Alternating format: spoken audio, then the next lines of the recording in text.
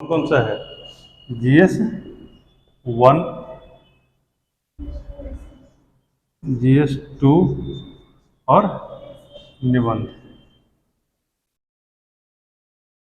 ठीक है, या ऐसे। अब ये जो 1 है इसमें क्या है? हिस्ट्री, और क्या है? करेंट भी कह सकते हैं इसको, क्योंकि केवल IR नहीं रहता है, प्लस IR।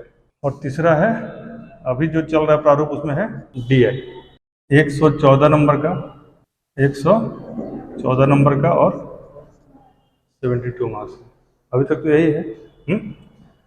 इसमें क्या हो गया? पॉलिटी एक, दूसरा क्या है? ज्योग्राफी एंड इकोनॉमिक्स, और तीसरा है साइंस प्लस। इसमें जो साइंस टेक था 72 का, अब बाकी 114 ये भी। निबंध जो है 1, 2, 3, इसी के 3 खंड हैं, खंड 1, खंड 2, खंड 3। कुल मिला के 300 नंबर का निबंध होता है, जिसमें 100 नंबर का ये, 100 नंबर का ये और 100 नंबर का, ठीक है ना। आई, तो ये आपके सामने ब्लैक एंड व्हाइट में पिक्चर है। ये भी 300 मार्क्स का, ये भी 300 मार्क्स का। अब चूंकि इसके बाद भी एक आपका ऑप्शनल है। अब कहिए कि भाई ऑप्शनल तो केवल पास करना है, तो केवल पास करने को हल्के में लेने के चलते क्या हुआ? CSET में लोग रह गए, केवल पास ही तो करना था, रह गए कि नहीं रह गए? यदि कोई बोर्ड इस पे आमादा हो जाए कि हम आपको पास नहीं करने देंगे, तो ऑप्शनल पास कर दिएगा? ऐसा 40 सवाल पूछना कहाँ मुश्किल है कि आप एक भी जवाब नहीं दे पाए। यदि सब लोग आमादा हो जाए कि सर को एक भी सवाल का जवाब नहीं देने देंगे, संभव है कि ऐसा हो जाए। और हम यदि आमादा हो जाए तो उसका हर रोज ऐसा हो सकता है। तो दोनों बातें, सर्वज्ञ न हम हैं, न सर्वज्ञ बोर्ड है, न आप काम। तो ये जो है, इसको, इसके बारे में बार बार जो चेयरमैन जिनकी बातें आजकल बहुत ध्यान से सुनी, पढ़ी और लिखी जाती है, उन्होंने क्या किया, कहा कि इसमें भी एक लेवल से अब सवाल आएगा, यानी कि इसका यदि MCQ हो गया, ठीक है, यह ओनली क्वालिफाइंग है, मतलब कि नॉन मेरिट वाला हो गया, तो इसका मेरिट में यदि इंक्लूजन नहीं है तब भी, और यह ओनली क्वालिफाइंग है तब भी, इसमें आपको जो मार्क्स लाना है, तो 40% इज ए हेफ्टी आस्क। इसको अब समझिए ना कि BPSC ने जो मिनिमम अर्हता किया ना, ये क्या होगा कि कुछ लोग इधर क्वालिफाई कर जाएंगे और यहाँ फेल कर जाएंगे, क्योंकि आपने ले लिया हिस्ट्री, ले लिया पॉलिटी, हल्के में ले रहे हैं, इधर का लेवल दूसरा है, इधर का लेवल दूसरा है। PT आप भूल चुके हैं, मेंस के समय में ये PT वाला माहौल है, ये क्या है? PT का माहौल है इसमें। इसके बाद भी एक छोटा सा है कंपलसरी पेपर, वो भी रहेगा, हिंदी का। बिहार में ही ना है कि और ऑप्शन है? तो UPSC में हिंदी इंग्लिश दोनों कंपलसरी होता है, यहाँ पर केवल हिंदी कंपलसरी होता है। तो वैसे तो इसमें बहुत ही कम ही ऐसा केस होगा कि कोई फेल कर जाए, लेकिन इसको भी सीरियसली थोड़ा सा पढ़ने की जरूरत है। तो ये दो चीज़ें आपकी कंपलसरी नेचर की हैं, नॉन मेरिट वाली हैं, ओनली क्वालिफाइंग है, लेकिन इसमें इसको थोड़ा सा ध्यान से देखने की जरूरत है। अब ये जो 3 है, इसमें DI के बारे में हमने कहा है कि आप लोग को रोज बनाना है और हमको मैसेज करना है। बहुत दुख के साथ सूचित करना पड़ा, किसी का मैसेज नहीं आ रहा है, नॉट इवन अ सिंगल, जबकि ऑनलाइन ऑफलाइन मिला के संख्या ठीक ठाक है। ऐसा नहीं है कि जो लोग क्वालिफाई कर रहे हैं उनकी संख्या कम है, और जो लोग जुड़े हुए हैं उनकी संख्या भी ठीक ठाक है। लेकिन या तो आप लोग ने स्टार्ट नहीं किया DI बनाना, या फिर भेज नहीं रहे हैं। क्या बात है, स्टार्ट नहीं हुआ या भेज नहीं रहे हैं? आप DI बनाए हैं? DI बनाइए, क्योंकि क्या है कि यही 2 महीने आपको टाइम मिलेगा, फिर PT का मोड आ जाएगा आगे जाके, यदि भगवान न करे, यदि न हुआ तो, और यदि हो गया तो कोई बात ही नहीं। आखिरी बार यही आपका बन रहा है, रेगुलर नहीं, इसकी रेगुलरिटी मिस मत कीजिए। मैंने बताया था ना कि देखिए, यह पूरी तरह से अनुशासन का एग्जाम है। जैसे 8 घंटा के रूटीन में भी 3 बार बांटिएगा ना, तब भी 8 घंटा सोना, 8 घंटा पढ़ना, 8 घंटा अपना कोरम पूरा करना, तो 8 घंटे का मिनिमम में ये सब सेट हो जाता है। नहीं हो जाता है, 40 से 50 मिनट तो लगना टीआई बनने में, लेकिन रोज लगना है बैठ के। जैसे लोग, जो लोग राम राम लिखते हैं ना, तो लोग सोचते हैं कि भाई ये राम नाम से क्या हो जाएगा, लेकिन उनके अंदर एक दृढ़ इच्छा शक्ति आती है कि यदि हम कोई काम चाहेंगे तो रोज कर सकते हैं। पूजा पाठ का सबसे बड़ा फायदा क्या है, आप रोज एक काम करने के लिए अनुशासित और दृढ़ संकल्पित होते हैं, यही उसका सबसे बड़ा फायदा है। मेडिटेशन का क्या फायदा है, आप रोज अपने सारी चीज़ों को समेट कर एक चीज़ पर फोकस करने के लिए प्रयासरत होते हैं। ये सारे फायदे हैं मेडिटेशन के। तो आज के मान लीजिए अभी हम लोगों ने 3-4 दिन के बाद क्लास में आ रहे हैं, लेकिन जब से हमने कहा है यदि आपने रोज बनाया होता तो आपका कम से कम 12-15 दिन बन गया होता, 10 से तो कम नहीं बना होता। और इसमें कोई रॉकेट साइंस है भी नहीं, 2-4 सवाल छोड़ दिया जाए तो रिपीट सवाल बनाने के लिए कहा था ना हमने, अब तक आपका 10 साल का बन गया होता पुराना सवाल। इसलिए बीती ताही विचार दे आगे के सुधिले, अभी तक आपने नहीं बनाया कोई बात नहीं, आज से इसको निश्चित तौर पर बनाइए। इसमें आप ये मत सोचिए कि छुट्टी मतलब छुट्टी, विद्यार्थी के लिए रोज उत्सव है या रोज संघर्ष है, क्योंकि छुट्टी रोज है, ये फैक्ट है ना, आप सभी कर रहे हैं। इसको एकदम बनाइए जैसे पहले आप लोग लिखते थे, उस तरीके से लिखिए, DI डन, तो आपका 72 मार्क्स में 72 मार्क्स हो जाएगा। बीच में सर आएंगे तो जहाँ जहाँ क्वेरीज होंगी, क्योंकि आपने प्रीवियस ईयर का तो सोल्यूशन के साथ बनाना है, कोई दिक्कत है नहीं, और आंसर में आप कंटेंट लिखेंगे, भाषा का प्रयोग करेंगे। ये नहीं कि आ रहा है तो स्टेप जंप करके, स्टेप्स लिखना है, संभव हो तो सुंदर राइटिंग में लिखना है। तो ये 72 मार्क्स का काम हो जाएगा, कोई दिक्कत नहीं। इसमें लगभग अभी गेस परंपरा पर काम चल जा रहा है, हम गेस नहीं करेंगे, हम सारे टॉपिक पढ़ लेंगे, एक एक करके इसमें पढ़ना हम लोगों ने शुरू कर दिया। हम लोगों ने उस दिन आपको इसमें DPSP और फंडामेंटल राइट में फ़र्क पढ़ने के लिए कहा था, लिख के लाने के लिए कहा था, जो लास्ट क्लास हुआ था, आप थे उस क्लास में, तो वो आप देख लीजिएगा फंडामेंटल राइट और इसमें। और हम उसको मतलब मेरे पास बहुत अच्छा आंसर लिखा हुआ भी है इसका, लास्ट में हम लिखवा भी देंगे, आपको कोई दिक्कत नहीं। दूसरा जो हम लिखने के लिए कहे थे, कृषि की चुनौतियाँ, जिस क्लास में आप थी, कृषि की चुनौतियाँ, भारत की कृषि का, विशेष करके बिहार के संदर्भ में कुछ काम हुआ है इस पर, लिखा है, देश सेंट्रिक नहीं है, राज्य सेंट्रिक है, लेकिन फिर भी अच्छा है, आपने लिखा तो है, तबीयत खराब में आपने लिखा है, ये बड़ी बात है, और ये बाकी लोगों के लिए अनुकरणीय है। तो ये एक चीज़ था जिसको हमने कहा था, इस पर हम अभी चर्चा भी करेंगे। तो सारे टॉपिक्स जैसे मान लीजिए एक एक करके हम सब में करते रहे हैं, जैसे 3 इधर है और 3 इधर है, इसको तो रोज करना है, तो 5 बचा, 5 को आप 1 सप्ताह में बांट दीजिए। 5 को कितने दिन में बांटना है, 1 सप्ताह में, तो 5 दिन, 2 दिन छुट्टी भी मान लीजिए, 2 दिन रिवीजन टेस्ट देने के नाम पे, 5 दिन यदि आपने एक एक सवाल लिखा तो 5 का एक एक लिखिए, अब 2-2 लिखा तो 5 का 2-2 लिखिए। मिनिमम आपको रोज 20 पेज लिखना है। कितना पेज, अभी से लेके मेंस तक आप यदि नहीं हो तो कुछ भी लिखिए जो मन में आ रहा है, शेरो शायरी, किसी के बारे में कोई बात, कुछ भी, लेकिन यदि लिखना ही है तो अच्छी बातें लिखिए। तो ये आपको 5 दूनी 10 क्वेश्चन सप्ताह में आपका टारगेट होना चाहिए। आप हमारे साथ जुड़ के लिखें, दिखवाते रहें और लिखते रहें, ठीक है। ये क्योंकि फाइनली आपको युद्ध भूमि में लड़ना किसको है, आपको लड़ना है, और हमारी भूमिका केवल आपको करेक्ट करने की है। फैक्ट जहाँ पर देना है वो फैक्ट भी अवेलेबल है, वो हम दे देंगे, और जहाँ पर कंटेंट का तरीका तो वो हम आपको बता देंगे। अब आइए तीसरे पार्ट पर। इसमें उस दिन हम लोग बात कर चुके थे, निबंध के 3 तरीके हैं। एक जनरल निबंध आता है, दूसरा कैसा आता है, अमूर्त रहता है, कि वो रहता है लास्ट वाला ना, वो तो मुहावरा वाला रहता है, और एक एब्स्ट्रैक्ट होता है, और एक का क्या रहता है, पहला वाला पता चले, मतलब सोशल रहता है, वो सोशल एंड पॉलिटिकल रहता है, ठीक है ना। यानी एक भाव निबंध जिसमें कि किसी भावना की बात हो, चाहे वो साइंटिफिक टेम्परामेंट हो, चाहे फिलोसफिकल हो, चाहे उस तरह की कोई एब्स्ट्रैक्ट बात हो, और एक जनरल टॉपिक रहता है जिस पर कि आप लिख सकते हैं। पहले वाले में सबका कलम चलेगा, दूसरे में आधे रुक जाएंगे, तीसरे में जिसको आएगा वही लिखेगा। इस तरह से इसको डिजाइन किया गया है।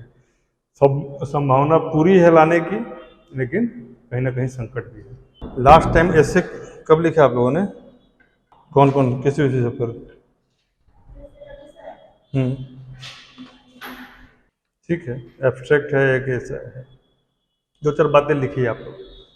निबंध किसी विषय पर संक्षेप में किंतु सारगर्भित, संक्षेप किंतु सारगर्भित अभिव्यक्ति है।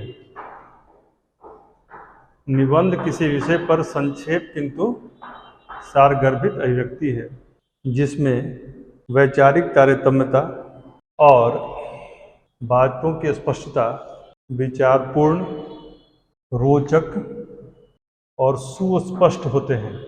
यानी रोचक भी होने चाहिए। मान लीजिए निबंध में ऐसा नहीं कि आपका ऐसा हो जाए कि कुछ मज़ा नहीं आ रहा है, फिर आगे पढ़ने का मन नहीं करेगा, तो फिर आपका लूज हो गया, वहाँ के बाद इंटरेस्ट लूज हुआ तो काम खत्म। और अपनी बात जिसको लेके आप चले यदि उसको आपने प्रूव नहीं किया तब भी काम खत्म। और तर्क भी जो दे वो कुतर्क नहीं होना चाहिए, ठीक है ना। तो इन सारे चीज़ों को लेके निबंध चलता है। अब निबंध में एक जो उसका बॉडी पार्ट है उसको देखिए। जैसे मान लीजिए सबसे पहले उसमें 4 इंग्रेडिएंट की बात हम करते हैं। बेसिकली कितने इंग्रेडिएंट होते हैं निबंध में? 4। यह मिनिमम है, मैक्सिमम का बहुत तरीका है, लेकिन मिनिमम इतना होना चाहिए। जैसे क्या है, सबसे पहले भूमिका होनी चाहिए, उसके बाद उसका शरीर होना चाहिए, उसका पूर्व पक्ष होना चाहिए,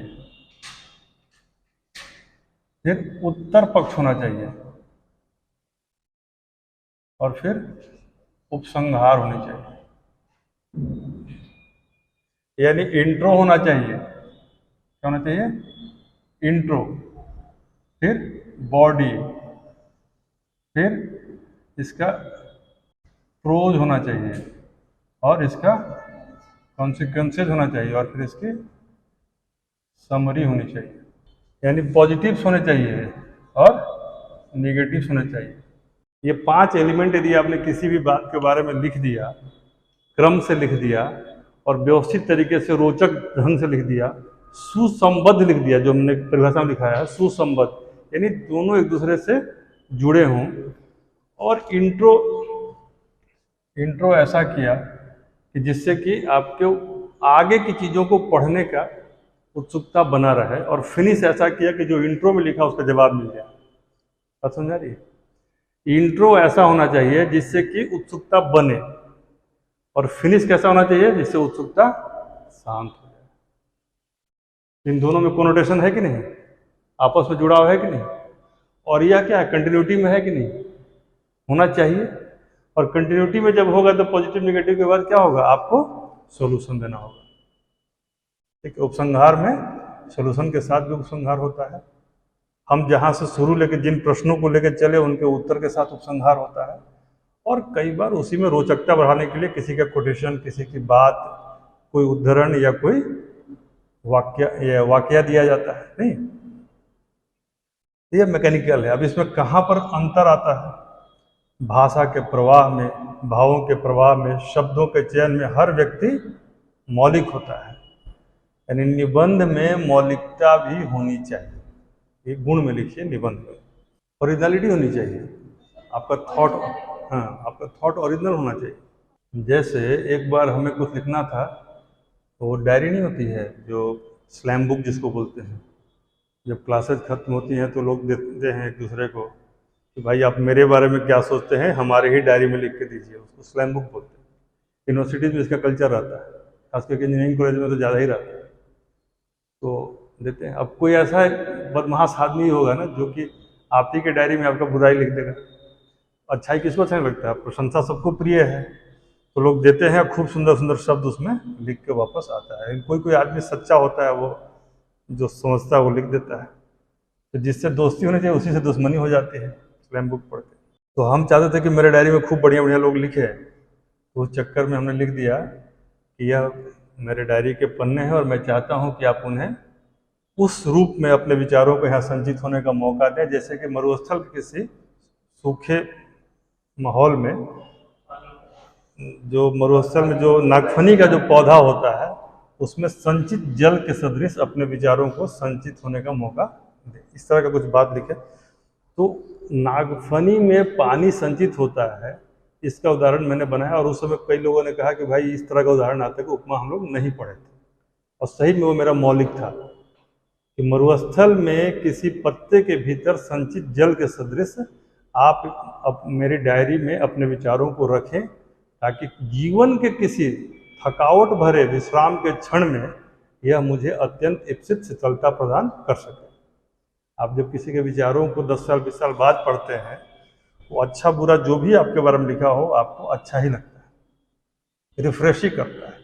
तो मैंने इसी कल्पना को एक ऐसे फ्लो में लिखा तो यही लिखा गया। तो प्रवाह भी होना चाहिए निबंध में और मौलिकता भी होनी चाहिए। साथ ही साथ देखिए, निबंध जो है स्वतंत्र विचारों का एक उन्मुक्त प्रवाह है, एक स्वच्छंद उड़ान है।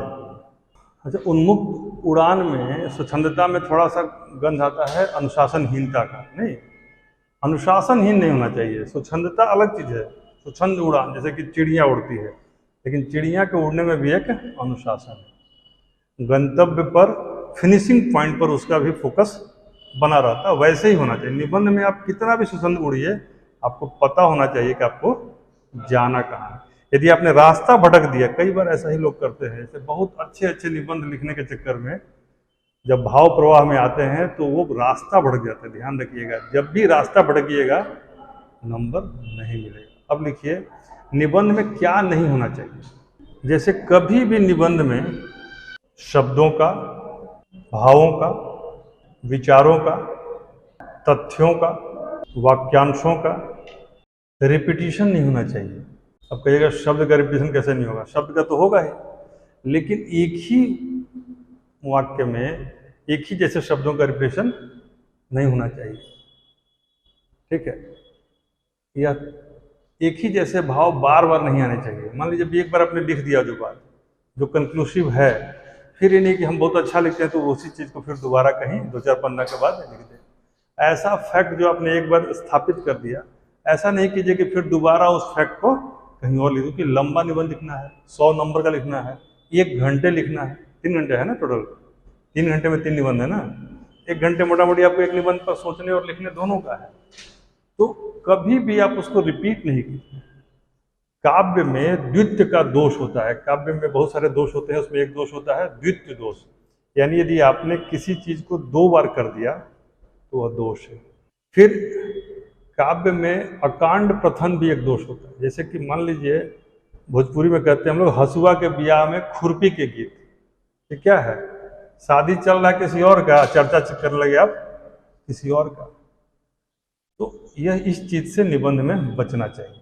दूसरा, मौलिकता वाला बात तो अब लिख चुके हैं, निबंध में हमेशा मौलिक होना चाहिए। तीसरा, कभी भी जो है ना ऐसा मतलब चीज कोई नहीं करना है, उसको क्या कहते हैं, पूर्वाग्रह से भरा हुआ कोई भी वाक्य नहीं लिखना चाहिए। पूर्वाग्रह, प्रेजुडिस माइंड से कुछ भी नहीं लिखना चाहिए निबंध में। जैसे कि आप विचारों में स्वतंत्रता की बात कर रहे हैं, वहां पूर्वाग्रह दोष हो जाएगा ना। पूर्वाग्रह नहीं, जो फैक्ट एंड फिगर्स के द्वारा सपोर्ट हो रहा है। मान लीजिए आपने कह दिया कि ठीक है आतंकवाद पे आपको अपना बात रखना है, नक्सलवाद पे रखना है, जातिवाद पे रखना, तो फैक्ट फिगर आपके पास नहीं है, लेकिन आपके पास एक कंसेप्ट बना हुआ है ना कि आतंकवादी जो है फलना वर्ग से संबंधित होते हैं, या आतंकवाद का यह मजहब होता है। तो आप चूंकि सुन रहे हैं, सब लोग ऐसा कह रहे हैं, तो आपने भी लिख दिया। कोई तर्क नहीं है आपके पास, कोई रिलेवेंट डेटा नहीं है। तो रिलेवेंट डेटा, रिलेवेंट तर्क के बाद अपनी बात लिखिए, तब तो वो तर्कपूर्ण, प्रभावपूर्ण और अपने लक्ष्य की ओर जाएगा। लेकिन यदि आपने केवल पूर्वाग्रह में लिख दिया, ये तो मैंने एक उदाहरण दिया, ऐसा 50 उदाहरण हो सकता है। जैसे गाड़ियों से प्रदूषण होता है, फैक्ट है, लेकिन ये तब तक आपको नहीं लिखना है जब तक कि आप इसका फैक्ट वहां पर एड ऑन नहीं कर सकते। तो हो सकता है कि किसी और चीज से ज्यादा प्रदूषण होता। प्रदूषण रोकने के बहुत सारे उपाय हैं, लेकिन हमारे यदि हमसे पूछा जाए कि सबसे बड़ा उपाय क्या है, तो हम बोलेंगे जागरूकता फैलाना। बाकी लोग जितने इंटरव्यू देने के लिए आते हैं, वो लोग सब बोलते हैं कि गाड़ी रोक देंगे, फैक्ट्री बनाना बंद कर देंगे, जाके ढक्कन बंद कर देंगे। तो ये क्या हुआ? आपने एक छोटे से जगह पर छोटा सा प्रयास किया।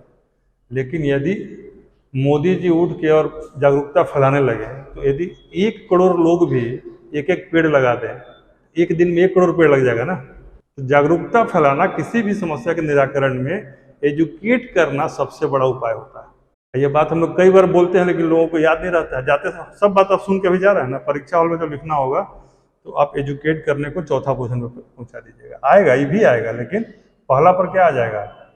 फैक्ट्रियों का धुआं बंद करना। ये आपके बस का बात है? होगा, यह एजुकेशन से ही होगा, यह प्रमोशन से ही होगा, अवेयरनेस से ही होगा। अवेयरनेस हमेशा ही किसी निगेटिव चीज को दबाने का सबसे बेहतर तरीका होता है। तो ये मैंने एक उदाहरण दिया कि पूर्वाग्रह ग्रसित विचारों को नहीं रखना है निबंध में।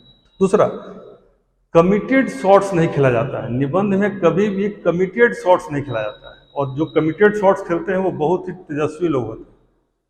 अब इसको समझिए, कमिटेड शॉट्स क्या होता है कि पहले ही तय कर लिए कि एक दिवंगत नामानी एक शब्द है। क्या है शब्द? दिवंगत। बोले आप दिवंगत यूज करेंगे, बड़े अच्छा लग रहा है शब्द, नहीं? तो अब वो पूरा निबंध में दिवंगत कहाँ यूज करे समझ में नहीं आ रहा है, तो कहीं यूज कर दिया कि मैं तो इसको लिखते लिखते दिवंगत हो गया। कहीं लिखना था तो लिख दिए, लेटर लिखना है आपका दिवंगत पुत्र लिख दिया, जबकि पूरा लेटर खत्म हो गया। लास्ट में लिख दिया आपका दिवंगत पुत्र, उसको लगा कि दिवंगत बहुत अच्छा है, तो उसका कमिटमेंट हो जाता है।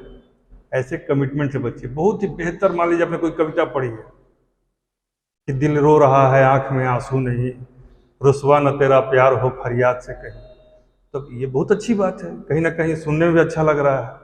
लेकिन इसको कहाँ रखेंगे? अब आ गया है कि विज्ञान के बढ़ते प्रभाव से सभ्यता विनाश के कगार पे जा रही है, उसमें लिख दीजिएगा। तो वीर रस में श्रृंगार रस नहीं घुसाना चाहिए। बात समझ में आ रहा है? और श्रृंगार की जहाँ बात हो रही है वहां पर ओज का बात नहीं करना चाहिए। तो ये जो रसों का विपर्य, यानी कि अलग अलग रस को एक साथ परोसा जाता है क्या खाने में? खीर में और चटनी में, दोनों में स्वाद होता है। खीर खाइएगा तो बहुत अच्छा लगता है, और चावल दाल के साथ चटनी खाइए कितना अच्छा लगता है, बहुत टेस्टी लगेगा। एक से एक चटनी, मुंह में पानी अभी आ गया।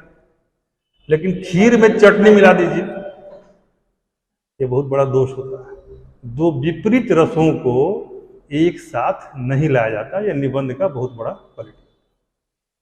और ये निबंध का ही नहीं है, ये आंसर राइटिंग का भी क्वालिटी होता है। ठीक है ना? तो अभी आप लोग का अप्रोच क्या होना चाहिए? तीनों विषय का निबंध है, देख लिया आपने। तीनों को अलग अलग एक एक कॉपी बना लीजिए, और उससे संबंधित जो मैटर सामग्री में है ना, सामग्री का संकलन एक उसका प्रयास होता है। देखिए, निबंध में उचित सामग्री का संकलन और उसका बार बार पठन करने से वो आपके व्यक्तित्व का पार्ट बनता है। याद करके निबंध नहीं लिखा जाता है, लेकिन व्यक्तित्व में समाहित करके वो आपके व्यक्तित्व का पार्ट बन जाता है। ये निबंध में भी काम आएगा और ये आपके इंटरव्यू के दौरान बोलने में भी काम आएगा। तो सामग्री का संकलन हर विषय के हिसाब से कर लीजिए। जैसे मान लीजिए अभी हमने कहा चलनी दूसरे सूप के चक्रा में 100 को 75 छेद, ऐसे का कुछ है ना। हाँ, जिसमें कि तो चलनी सूप को नहीं दूस सकती है, क्यों? उसमें खुद 75 छेद है। नहीं, जिसमें खुद ही कई अवगुण है, वो एक अवगुण वाले को क्या नुक्स निकाल सकता है। तो इसका मैटर क्या है कि यदि इस पर लिखने के लिए दे दे और आपको 1 घंटा लिखना है, तो 5 मिनट में आपका सब मैटर खत्म हो जाएगा। बात समझ रहे हैं? आपको आ रहा है तब भी फंसिएगा। आपको एक उदाहरण बता रहे हैं, मेरे साथ एक लड़का था और ये वीडियो के माध्यम से इस बात को सुन भी रहा होगा कहीं ना कहीं। तो यूडो इम्पेरियलिज्म, नियो इम्पेरियलिज्म, नया नया टर्म आया था, नव साम्राज्यवाद। क्योंकि अब तो देश जाके दूसरे देश पे कब्जा नहीं करते हैं, अब कंपनियां जाती हैं उसी तरीके से। ईस्ट इंडिया कंपनी आई थी और आपके देश में वॉलमार्ट वगैरह लग जाता है, बड़ी बड़ी मल्टीनेशनल कंपनी जाती हैं। तो वो साम्राज्यवाद का एक अलग तरीका है।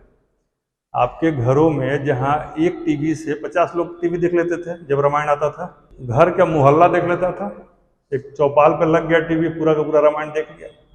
लेकिन हमें नव साम्राज्यवाद ने क्या किया?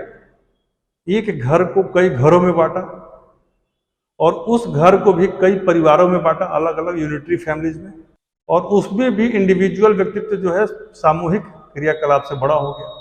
समाजशास्त्रीय विश्लेषण करेंगे तो ऐसा आएगा। तो वो जो कई घरों में जो बांटा जाता है, उसके बाद कंज्यूमरिज्म की बात को दिमाग में थोपा जाता है। इसीलिए विभिन्न तरह के सीरियल्स आपको दिखाए जाते हैं।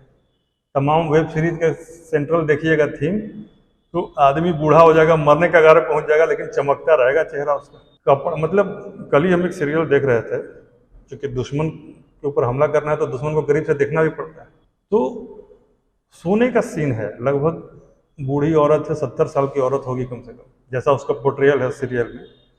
और वो 2-4 किलो गहना से लदी पड़ी अपने स्लीपिंग बेड पर। उस समय भी उसमें वो नहीं दिखाया जा सकता है कि आप सोने जा रही हैं तो थोड़ा सा बूढ़ा दिख जाए, एक्चुअल दिख जाए या जैसे हैं वैसे दिख जाए, तब तो भूतिया सीरियल हो जाएगा, नहीं खतरनाक हो जाएगा।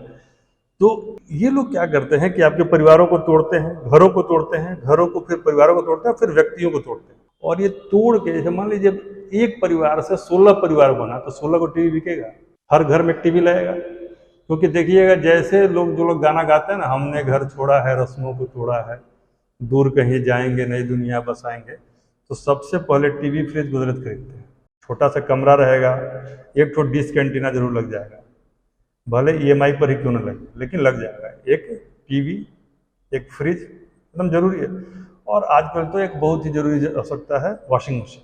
वो क्या वॉश करता है वही जानता है, और या फिर जो उसमें वॉश करता है वो जानता होगा। हमको तो आज तक वॉशिंग मशीन का कपड़ा समझ में नहीं आता, तो उसके बाद धुलिए तब जाके गंदगी निकलती है उससे। खाने के लिए सारा विज्ञान उसी में लगा, लेकिन कुछ चीज़ों को आसान कर देता है। तो ये जो 5-5 चीज़ें बिकी, कौन कौन? TV, fridge, Godrej, washing machine और एक कुकर कूलर, जो भी कही। इतना तो हर घर में होता है, चाहे कितना भी गरीब हो चाहे कितना भी अमीर हो। अब अमीर होगा वो क्या करेगा? 5 खंधा वाला चूल्हा ले लेगा, बनाने वाला एक आदमी नहीं, और चूल्हा पे खंधा 5 ठो, है कि नहीं? इधर से भी बनाइए उधर से भी बनाइए, बनाइए किधर से, किसके लिए बनाइए? संकट है कि घर में आदमी नहीं है। आज जहाँ 50-50 आदमी रहता था वहाँ पर सब भागने के लिए तैयार था कि हम रोटी नहीं बनाएंगे तो हम दाल नहीं बनाएंगे। आज जो साइटिका का प्रॉब्लम सबसे अधिक हो रहा है, जोड़ों में और गांठों में जो दर्द हो रहा है, ये कुकर में बना हुआ खाना खाने से हो रहा है।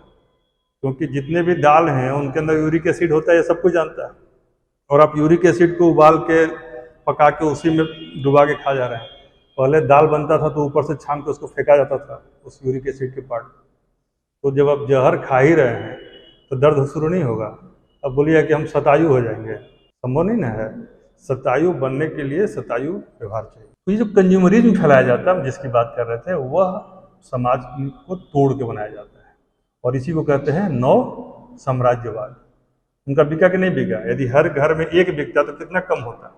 और भारत में आज ही बताइए, टीवी बनाने की भारतीय कंपनी 4 ठो नाम बताइए। एक कंपनी बता दीजिए वीडियोकॉन को छोड़ के जो कि बंद हो गया टीवी बनाने का। बताओ कौन? बुश टीवी आता है, कहिए बंद हो गया। अभी हम तो बोले अभी एक तो वीडियोकॉन था, वो भी बंद हो गया। टीवी बनाता ही होगा कहीं ना कहीं, लेकिन।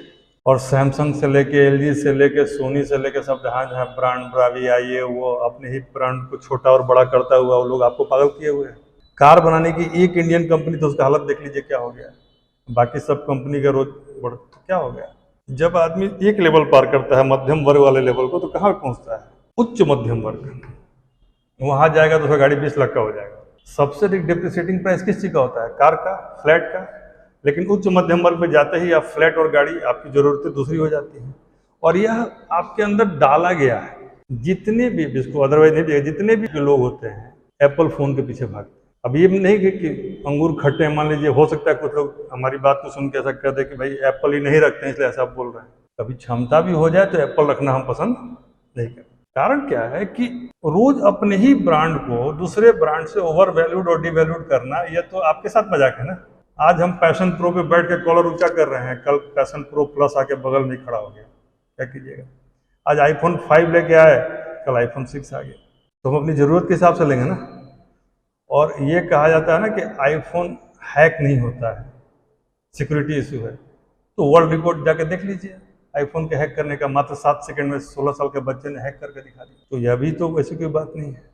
दो थिंग्स आर ऑल्सो वनरेबल, वो भी वनरेबल है। तो आप जो नव साम्राज्यवाद की बात कर रहे हैं या इस तरह की बात कर रहे हैं, इस तरह के निबंध आएंगे तो आपके पास विषय का एक बहुत लंबा चौड़ा इन्फॉर्मेशन होना चाहिए, विश्लेषण की एक बहुत बड़ी क्षमता आपके अंदर होनी चाहिए। वो एक दिन का बात नहीं है। अखबारों के रोज पढ़ने से, टीवी के देखने से, और कई बार दोस्तों मित्रों में विचारों के आदान प्रदान से इसका विकास होता है। इसीलिए गप नहीं करते हम किसी से, बहुत अच्छी बात नहीं है। गप नहीं कीजिएगा तो कुछ कुछ चीज़ें ठप हो जाएंगी, ठीक है। तो थोड़ा बहुत ठीक है, ज़्यादा ये नहीं कि गप ही कर रहे हैं, यह उतना ही यूज़ करना है जितना कि नमक की तरह। लेकिन करना इसको भी है, अखबारों को पढ़ना है, आपस में विचारों का आदान प्रदान करना है, और सिनेमा भी देखना है। इस उम्र में सिनेमा नहीं देखिएगा तो 60 साल में जाकर देखिएगा। एक बार हम लोग यंग थे और मेरी दादी का पेंशन लेना था, तो हम उनको लेके गए साथ में। अब हमारा मन कर गया सिनेमा देखने का। अब दादी का उम्र और मेरी उम्र में बहुत लंबा गैप था। अब उनको लेके जाएं तो बाकी लोग हंसेंगे, और हम नहीं जाएं तो भाई मेरा मन दुखी हो जाएगा। टाइम काटना था 3-4 घंटा, क्योंकि होता क्या था कि आधा काम ट्रेजरी में होता था, आधा काम बैंक में। तो ट्रेजरी और बैंक के बीच में सिनेमा भर का समय बचा होता था। सुनील सेठी का एक सिनेमा देखने के लिए उनको हम लेके चले गए, और भी लास्ट मोमेंट में टिकट कराने गए तो ऊपर का फुल हो गया था, तो नीचे वाले में लेके चले गए, जहाँ केवल सीटी वूटी मारने वाला लड़का सब, स्पेशली ट्रेंड लड़का सब बैठा रहता था। 7-8 रुपये टिकट होता था उसमें। ये भी बहुत बड़ा षड्यंत्र है। पीवीआर भी भारत के साथ एक बहुत बड़ा षड्यंत्र है। भारत जैसे देश में 7-8 रुपया से बहुत होगा तो 70 रुपया हो सकता है, 10 गुना 140 रुपया हो सकता है। आप एक बार मूवी देखने चल जाइए, 3000 से कम खर्चा करके आप नहीं आइएगा, यदि 2 लोग हैं तब मिनिमम। और वहाँ पानी का बोतल लेके जाइए तो मारने लगेगा आपको पहले ही गेटे पे पकड़ के, पानी का बोतल भी अपना नहीं ले आ सकते। और पहले तो था कि आपको मन है तो परचेज कीजिए, चाहे मत कीजिए, तो ये ऑप्शन था। चलिए भाई, महंगा आप कितना बेचिए, हमारे पास बुद्धि है, जरूरत है, उसके हिसाब से हम चीज़ों को लेंगे। लेकिन अब क्या कर दिया है, पटना में हम 1-2 बार गए, 20 बार आपके पास आ जाएगा कि सर क्या लीजिएगा, ये ला दें, वो ला दें। अब आपके पास क्या होगा ना कि बगल वाले से आपकी तुलना में लगी, वो बैठ के पॉपकॉर्न खा रहा है 500 रुपये का लेके। हमको पता है कि वो 5 रुपये का चीज़ है, हमारे ऑफिस के सामने में ऐसे ही मिल जाता है। कई बार तो केवल माहौल बनाना पड़ता है, वो चला आता है। उस चीज़ को हम 500 रुपये दे के खरीदें, लेकिन बगल वाला कहेगा कि देखो हम खरीद लिए, तुम नहीं खरीदे। तो इसको भी इकोनॉमिक्स में टर्म कहता है डेमोन्स्ट्रेशन इफेक्ट। पहले बच्चे इतना जिद नहीं करते थे किस चीज़ का, बर्थडे हुआ, केक कटा, तो कोई जिद नहीं करता था कि मेरा 1 मंजिला केक है या 2 मंजिला केक है। अब तो पता नहीं उसका बर्थडे मना है कि नहीं मना है, फेसबुक पे इतना बड़ा केक डाल दिया काटते हुए। अब दूसरा आदमी के लिए संकट है कि वो अपना पिताजी का बाल नोच लेगा, भाई हमको 5 मंजिला चाहिए। तो इसको क्या कहते हैं, डेमोन्स्ट्रेशन इफेक्ट, प्रदर्शन प्रभाव। समाज सबसे अधिक परेशान अपने दुख से नहीं है, दूसरे के सुख से। आप दुखी हो जाएगा तो बहुत आदमी आपके कंधे पे हाथ रखने चला आएगा, लेकिन सुखी हो जाएगा ना, बहुत आदमी दुखी हो जाएगा। तो क्या हुआ कि वो जो निबंध आया नव साम्राज्यवाद का, तो उसने कहा कि भाई तुम मेरा पढ़ा हुआ है, और हमारे बारे में उसको इन्फॉर्मेशन था कि ये नहीं पढ़ा है। नव साम्राज्यवाद पर इसका विश्लेषण उतना अच्छा नहीं है, चाहे इसके पास उतनी जानकारी का संकलन नहीं। जो सामग्री संकलन की बात मैंने की ना, बोला कि उतना संकलन नहीं है। तुरंत निबंध है, यूपीएससी की बात कर रहे हैं, और तुरंत लिखना शुरू कर दिया। और हम दूसरे विषय पर निबंध लिख रहे थे, तो हमने अभी कार्य योजना और उसका बनाना, मैप और ये सब अभी काम कर रहे थे। तब तक देख रहे हैं कि वो बंदा क्रॉस डायगोनल में हमको दिख रहा है, मेरा दोस्ती है, देखे कि पूरा एकदम खींचे जा रहा है। अभी तक हम निबंध शुरू भी नहीं किया, और उसका देखे कि 5-7 पन्ना लिख चुका। लेकिन या तो ये बहुत अच्छा करेगा, या ये गड्ढा में गिरने वाला थोड़ा देर में। भाई साहब को जितना आता था वो 45 मिनट में उगल चुके थे। अब क्या होता, जितने दोष मैंने गिनाए थे वो सारे दोष आते। क्या होता, रिपीटेशन होता, कमिटेड होते, या पूर्वाग्रह होता, या प्रयास होता। प्रयास करके लिखते। अब चूंकि आप उपसंहार भी दे चुके हैं, तो उपसंहार लिखिएगा, रिपीट नहीं होगा। कंक्लूजन भी आप दे चुके हैं 45 मिनट में, तो जितना मिनट लिखा था उतना ही नंबर उसको आया। 45 मिनट के बाद अब क्या कर सकता है, क्योंकि उसका निबंध पूरा हो चुका है, रिपीट करना नहीं है। अब 2.25 घंटा वो बैठ के छत तक का, और हम 45 मिनट बाद लिखना शुरू किए। मेरे जैसे कई लोग थे जिन्होंने आधे घंटे 45 मिनट के बाद ही, आधे घंटे बाद तो अमूमन लिखना शुरू करना चाहिए। जैसे कि आपका 1 घंटा का ही है ना, इसमें 15 मिनट आपको ड्राफ्टिंग करनी चाहिए, कम से कम 10 मिनट तो जरूर, और 50 मिनट लिखिए, और 5 मिनट में उसकी वर्तनी अशुद्धि को ठीक करना। निबंध है, लैंग्वेज में लिख रहे हैं आप, इंग्लिश में या हिंदी में, तो इसमें कुछ एरर्स हो सकते हैं, ठीक है। तो लगभग 2 घंटे हमने लिखा, और मेरे नंबर में उसके नंबर में 3 गुने का फर्क। कहने का मतलब ये है कि आप पूरी प्लानिंग के साथ, वहाँ भी एक रफ पेज मिलता है, उसका खाका बनाइएगा। और अभी आपकी रणनीति क्या है कि इन विषयों का चयन करके इन विषयों पर अपने विचार बनाए। तो